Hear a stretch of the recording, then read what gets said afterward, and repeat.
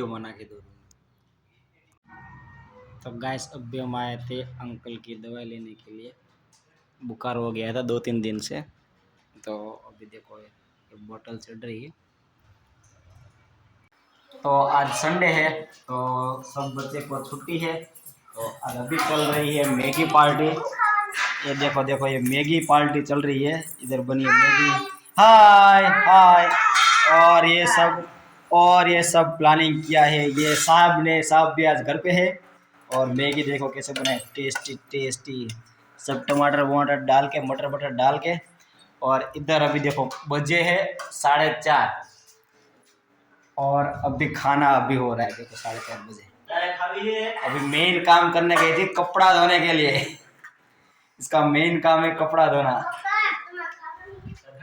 हाँ मारे खावा नहीं है मैगी। તમે લઈ લો મને તપેલામ દેજો।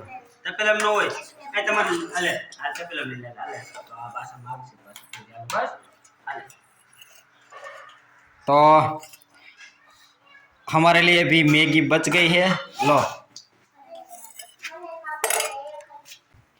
तो किस किस को मैगी पसंद है कमेंट में लिखो। कौन कौन इधर ये अभी 4:30 बजे के आसपास मैगी खाना पसंद करता है, चलो लिखो कमेंट में। तो मैं तो अभी पी रहा हूँ चाय। चाय भी रेडी है, तो चलो सब लोग आ जाओ चाय पीने के लिए।